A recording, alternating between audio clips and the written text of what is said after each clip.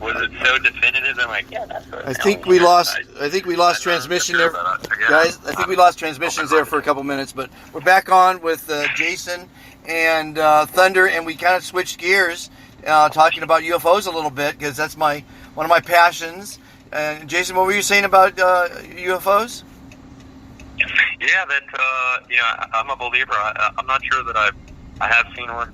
Thunder has showed me his technique with his laser and night vision goggles. Although I didn't get to use the night vision goggles, so we didn't get to see that. But I did see it with a laser. So I guess it's just being open-minded to knowing that it'd be crazy to think we're the only people on this in this multiverse, as Thunder would say. Yeah. And Thunder, you haven't seen one yet, have you, or what? Oh, are you kidding? A story of this guy. I used to take people out to go UFO hunting.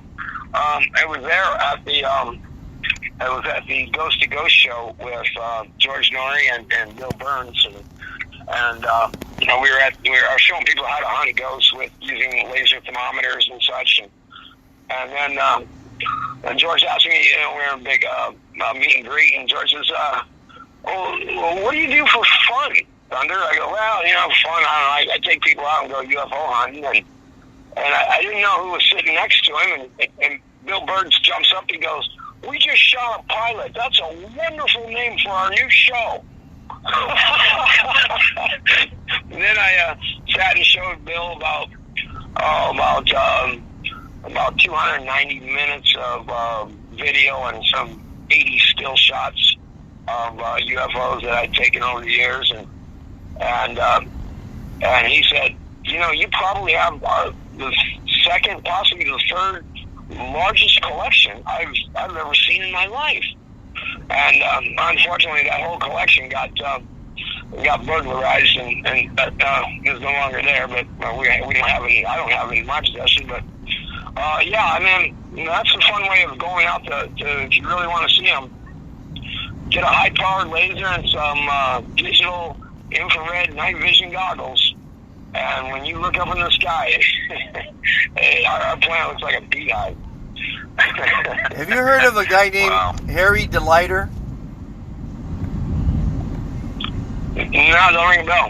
I used to have a post-production company, and he was one of my big clients, and we used to make copies. This is the VHS days from his 1-inch, videotapes of, alien shows and crop circles, and I used to always sneak into the, I didn't have to sneak, it was my company, but I was go into the tape room and watch all these programs on crop circles, which was pretty amazing, and ufology, I'm very interested in. I've interviewed so far 3 or 4 people that have seen them personally. My son saw one a couple months ago in Ojai, California.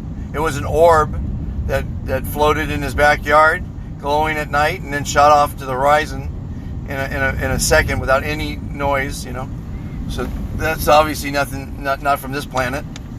So it's pretty incredible. If someone were just to spend 1 hour on YouTube and look through a few of the hundreds, if not thousands, of documentaries from scientists and politicians and credible people, it would open their eyes. But we're caught up in working at 8 to 5, and you're not told to be thinking outside the universe. You're supposed to do your 8 to 5 so you can spend 2 days off, cleaning laundry, getting the lawn mown, and so you go back to doing your 8 to 5 for another 5 days.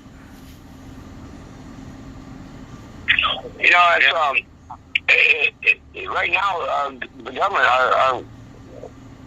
they just passed a huge law for funding for quantum mechanics, and they're comparing this now to the next big space race. That we need to really understand this science and fund large funds for companies and people like myself that are in the research and the development of quantum mechanics, because we really don't want to lose this race to other countries. the quantum computer, for instance, is going to. It's going to take what Stephen Jobs did tenfold in terms of power, size, reliability, and a network. But I mean, when I saw how Congress had funded this and they're comparing it to the space race, I thought, wow, I'm now more important than NASA. Oh, this is awesome. they're diverting funds from what we call the space race now into the quantum race. And I want to be, like Jason has been in the Iron Man, I want to be the champion in the quantum field. Showcasing this technology, getting it out there, and yeah, if it does take by the government to finally realize maybe you can't afford to lose. Maybe it could be a subsection of the Space Force that they're launching. Yeah, I mean, my interest, of course, would be to power ships like that. I have been asked to do some very strange reverse engineering in my life. There's a gentleman, he's no longer with us. His name is Gordon Neville. That was a good interview, I guess, over on, I call it Project Scamelot. Terry interviewed Gordon, which I was a little surprised he even, sat down with her. But Gordon had reached out to me and said, "Hey, we need to go to a safe house and have a discussion." And I said, "Okay, I know a place in Santa Monica. It's one of the governor's nephews." I said, "That's a pretty safe place. I'll agree to meet with you." And he walked in. He goes, "Well, if you don't know who I am, I'm sure you can look it up real quick, and I'm pretty sure you'll then know who I work with and who I represent." And I said, I did a little bit background on you. That's why I decided let's meet in a safe place.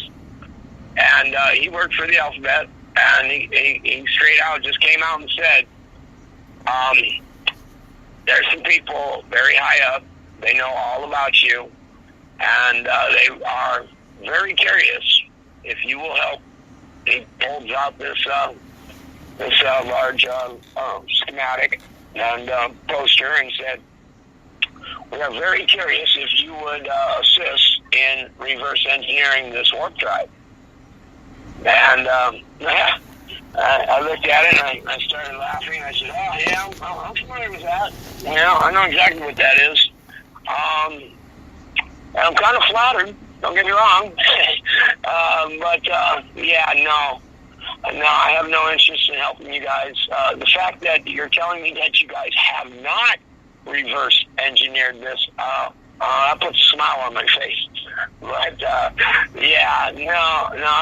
I recognize what this is right away. I know how it works, and I'm sorry, I have no interest. However, it is my patriotic duty and to step up. I've met with several key ranking generals in our military, and I've sat down and I said, "Look, I have no interest in weaponizing any of my technology. That is very clear. I am not going to be known as a war profiteer. However, in the event our country comes under some sort of a frequency weaponry technology, I will step up and offer you guys a solution or something to counter." We have some big weaponry that when you are shot with this, it will scramble all of your cells into about 12 different dimensions at the same time, and people literally just vanish right in front of you. Our military also has some very strange weaponry where they are using frequencies. It's like a little satellite dish sitting on top of a Hummer. And it's got about a 500-yard range on it, where it will give your skin the sensation it is on fire. Wow. Yeah, these types of things are real. We cannot see them. We can feel them. We cannot see them. We cannot taste them. We cannot hear them. And this is what frequencies are. But in the world of weaponry or such like that, it's just not what Halidium stands for. People have asked me over the years, well, we're praying for your safety, Thunder, because when someone, hears about this, they're not going to be happy. I said, well, rest assured, there has been plenty of people who know what I do, and at the same time, they are also aware of our, what I call, our security detail. Halidium, we have our own special weaponry that is not for sale, but we use it for our safety, and certainly mine. And I like to tell people our security detail is so secure, I can't even get into the details. And these are what keeps us in a safe environment, because we are, like I said, we have no interest. I'm not very into war. I'm not very into. I'm into peace. Let's get real. Killing precious life is something that I'm boldly against at all costs. Do we need our military? Yes, we do. We need the ability to keep us all safe. And more importantly, is when our military have done, when they're done with their tour, when they have discharged from the military, retired, then those people need to be taken care of. And that's, I know, when I first met what you were doing, Monty, at Support Our Servicemen, that was, I'm all chips in. I like your cause. I don't believe our government has done a good job at taking care of our veterans, and certainly in the health aspect. The VA hospital is a rough gig we have to go through. So using this technology for post-traumatic stress disorders or injuries that have been caused by a foreign national or sometimes even our own soldiers. Friendly fire will occur. I've helped many veterans around our country over the years into having, again, a healthy mental state of mind.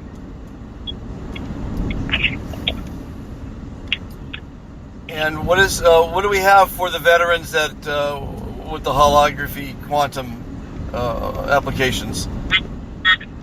Well, it's a case-by-case basis, but, even our standard stock Halidium Health comes with it's over about 40,000 different healing codes in that program. It's kind of I like to call it a emerge and see blanket. Just emerge and see. Tapped with computers to be able to hit this type of stuff. You guys are way ahead. So, I've been, really on the inside of some really advanced different types of technology, and then kind of decided to just do it myself. I've been reverse engineering all this work. I've got to get out there to the world and use it for health as well, for sure. That's great. That's wonderful.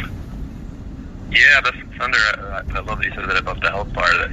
The frequencies have been amazing for me on the athletic side. And, I put them on my bike during the Ironman to shield some of the sun, to keep the heat off my bike as well, and then also use the health holograms daily and charge my water.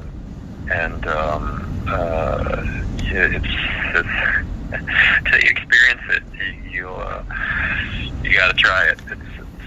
I forgot about that time you were out in Hawaii. The asphalt was about 90 degrees, and you got to remember, Jason is not sitting on a bicycle pedaling. He's in a kind of a custom built 3-wheel that trike that he pedals with his arm, and he's about literally 6-8 inches off this heat that's coming off the. So I thought, yeah, that's gonna take a lot of your energy just trying to just fight that heat off. So we put some of the thermal technology on his bike that would, cool those lower areas of the body where that's a hot seat to be sitting in. It's like going through the lava field, because in Kona wide, it's lava field, but you're like riding in a skillet. So I gotta believe that helped me in that department. Every little bit helps, especially in a race that's 11 hours long and 140 miles through the heat that you get out there in October. So, that's the health component of it. Although I've done less testing, and there's less ways to test, but it's when you feel the results, you feel the difference with charging water or charging your food or whatever that may be. It's pretty noticeable. So that on the veteran side would be amazing. We talked the other day about Thunder's device that will the CBD releaser, that you'll put your glass of water on the CBD hologram, and it'll charge the water and give you the results of the CBD product. Oh wow, yeah. I haven't even actually heard that. So it's constantly evolving here with the frequencies. I mean, it's unlimited as to. I mean, everything's a frequency, right? So it's unlimited as to the applications, where it really is going to be the future of a lot of products, and being at the forefront of that is pretty neat right now, and benefiting from that, and is also pretty special. I had Jason while he was in the middle of the Ironman. I was monitoring his system. I was in New Jersey at the time. He's in Hawaii. We were almost 7,000-8,000 miles apart, and just by handling his hair and his fingernail, I was able to then monitor his DNA and all of his vitals as he was in the middle of the Ironman. So I shot a video as soon as the gun went off at the start of the contest, and I shot a video saying, okay, we're looking at a live somewhere in that all those people there swimming. There's a gentleman doing a backstroke, Jason, and it is my absolute prediction by the end of this day, he will come out on top. And it was kind of neat watching his body going through most people just cannot fathom the grueling endurance that it takes to go through an Ironman. Jason's doing it with just the use of his arms. So, there's no other. I've worked with a lot of pro sports teams out there over the years and produced champions in almost every venue we've entered. But there's none of them that I've been more proud of than what a true champion is, and that's an Ironman champion. I appreciate that, Thunder. Plus, you only had 2 limbs to work with, right? That's it. Yeah, my injury is a spinal cord injury where it's basically paralyzed. I don't even have core muscles, but you use what you got. I mean, we're all in that place, right? You use what you got, make the most of it, and that's all we can do. What I've been fascinated by, Jason, and maybe you could chime in on this, is that when you do lose some limbs and or paralyzed, and I met quadriplegics, the mind compensates, and it puts you in I want to say a happier state, but you also start doing things that you would never have done before, and so it's the mind, I guess, compensating. How do you feel about that? Yeah, interesting. That's one of the things I think that over time that I've developed, and I really believe in that as being the number one determinant of any success or whatever you're doing, is being able to control those thoughts. And I think my injury made me stronger in a lot of ways. And I think that put a chip on my shoulder a little bit as well, and wanting to prove myself. And that's another story in itself. But that part of it really opens up. I never thought I could do an Ironman bike ride, which is, the bike portion is 112 miles. When I first did my first half Ironman, I had never done over 30 miles, and the half Ironman, 56 miles. And somehow I finished that, and somehow, even when I did my Ironman, I hadn't done over 85 miles, I think. And at that point, I felt like I was going to die. And so to get to 112 after doing the 2.4-mile swim and being in the middle of the lava field where the temperatures are, in the high 80s, 90 degrees, and then the humidity is about the same, who knew if I could do it, but I just had to believe that I could do it. And I think through that process of believing, and I think the mind puts you in a place where you do things you didn't think you could do. And I think if you're open to that, stuff starts happening that you never thought was possible. So that's been really interesting to figure that out and use that now. Use that in a way that's productive to push myself, push the limits. I think we all can. Have you tried qualifying? Have you tried qualifying for the Paralympics? You know what? I have early on, when I was in college, I tried for it, and that was most of the events that are sort of catered, especially at my disability level or ability level, are really the short sprints, and so I just was never very good at the 30-second or even the 3 or 4 minute races. I really excel more in the 10 to 12 hour races. I'm never the strongest guy or even the most talented person out there, but you put me on a long course for 140 miles, and I tend to work. I won't say harder than everybody, but maybe in some cases harder, and so I can go that much longer. So I'm as fast when the race starts as I am 11 hours later. Actually, I'm probably faster 10 hours later after. But just because they don't have a marathon section in the Paralympics? They do have a marathon, but I'm racing against amputees as well as people with a lower level injury. So it's all one group for all abilities, which you can imagine. Racing against people with a lot more muscle control and function. That's one function, and the other thing is, there are other people with my same disability that can compete with everybody in the world. Beach tennis and all different types of sports, and I'm looking forward to introducing that to the Olympics. And it's sanctioned by the Olympics, and something I'm rolling out now with another group I'm working on with. As Senator will tell you, I've got lots of different hats I wear. Cool. Yeah, it's amazing to see what some of these athletes, whether they're amputees or other wheelchair athletes, there's some and they're just doing some amazing stuff out there. Some of these guys that do the marathons, they can do it in, an hour and 17 minutes in a racing wheelchair that weighs, 15, 18 pounds.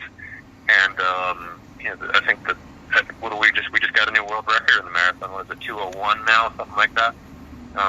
The wheelchair is doing somewhere, I think it's 1 hour 17 minutes, so we're quite a bit faster than them, but it's amazing what you can do out there. Where the mind is pretty powerful. Gets the body going. Well, guys. Yeah, hey, there's another thing that I think, Monty, that you and Jason need to do, and that's a show. About 3 years ago now, at Thanksgiving, Jason invited me for a vegan Thanksgiving meal. Yeah. And I gotta tell you, everything on there, and there was a lot of things on my plate. It was delicious. he's a hell of a chef as well. And Monty does a show, so yeah. You guys got to do one of those together. I got a show, and you should look it up, Jason. It's Cooking Styles of the Sports Stars. And I like it. Yeah, it's basically you would cook your favorite meal for your friends. We supply all the goodies from all sponsors. Everything you see on camera is for sale. And basically the proceeds go to support your favorite charity, the guest star's favorite charity. And we've done a couple episodes on the first genre, which is Cooking Styles of the Rich and Famous.com. And then we've got Cooking Styles of the Music Moguls, where we got interest from people like Bruno Mars and Barry Gibbons and a few others, Cher. And we're gonna have some fun with it. We've got John Paul